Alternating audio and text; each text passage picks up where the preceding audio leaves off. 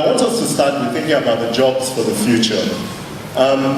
Knowledge is powerful, and a lot of reasons, or one of the reasons why people feel excluded if they have a child with disabilities, because they think their children will not be part of the workforce. What are the jobs of the future? The jobs of the future are flexible jobs. We've already found that Generation X and Millennials are not people who want to work for 20 or 25 years in an organization. They are people who want to work 2-3 days a week. You find new jobs like social media, bloggers, influencers. So I want parents to think about one thing, that your children not having the mainstream ability does not mean that they cannot function economically in the jobs for tomorrow. That's the key message.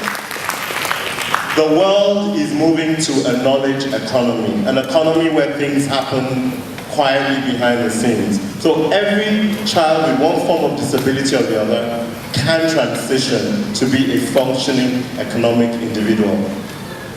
Now I'm talking here on the platform of the private sector. What role does the private sector have to play? The problem we have in our country is that many times there's a disconnect. The private sector does one thing, the public sector does another thing, and then right down the middle you've got the third sector, the NGOs, who beg for money, excuse my phrase, and hence the question about the funding challenge. We have a person in Amina Mohammed at the helm of, at the Deputy Helm of Affairs at the United Nations, someone who crafted the Sustainable Development Goals.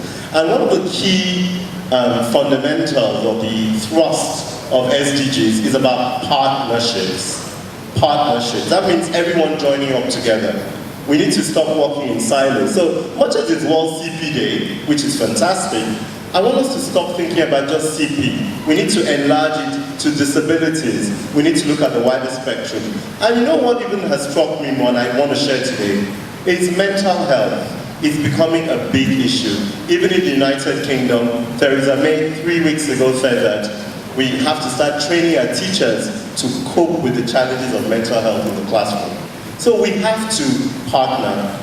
On the private sector, and yes, private sector, be it large or small, a key thing for private businesses is that they don't just want to give money to organizations that are not necessarily credible. And I think this is one of the lessons that those that participate in the third sector need to take home. We know the drama in the Northeast, we know the issues of financial, I'm trying to find a good word here because I'm starting a protocol. We know the issue of financial indiscipline that has arisen in things to do with the Northeast. And you find that globally, the consensus now is when we work with organizations in the third sector, we want to see a continuum of public, private, and third sector partnerships. So what I think we should be thinking about here as businesses, as NGOs, and as the representative of the at one of the highest levels of the public sector, how do we join things together? And one of those ways we can join things together is maybe adopting schools, building capacity through teachers.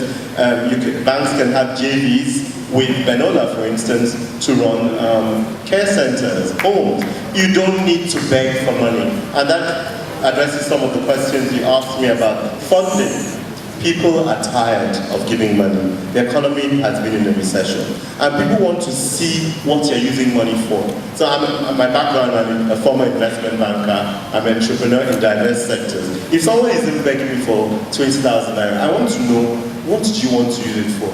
I need to see a business plan. So it's nice to see the plans Benola has here. And that is the minimum level that we must set as best practice for our NGOs, for our non-governmental organizations who want to change the space.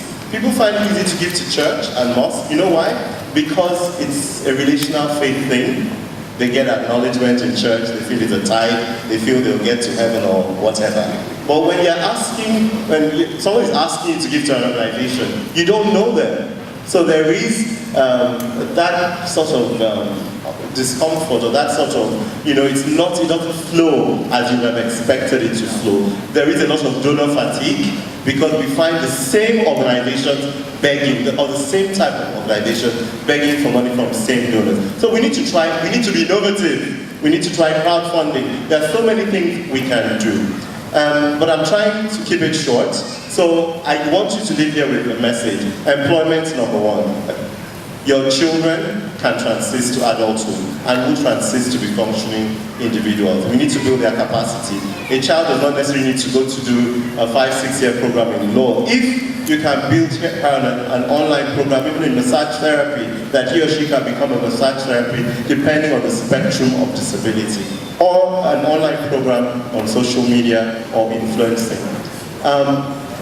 Second message is partnerships. I want to see the government, put a plan for partnerships. When we say partnerships, you must have a plan. So how do private sectors engage? How does the NGO engage? So that we don't all keep replicating the same thing. I'm an accountant, so if we're replicating the same thing, and I'm using the same cost of overhead, I'm hiring 4 or 5 project managers to build the same plan that Patrick, Speed, Benola, and 10 other agencies are going to. We're not doing value for money. So let's change our mindset. Let's know that people with disabilities are not children forever. They become adults. We need to prepare them for adulthood. They will leave their homes, and you need to live somewhere. And this is a very, very big business area. I'm hoping that the likes of a radio or architect, some entrepreneurs like myself can come together and create residential homes where people can be charged. They want to live life. They don't want to live with their parents forever.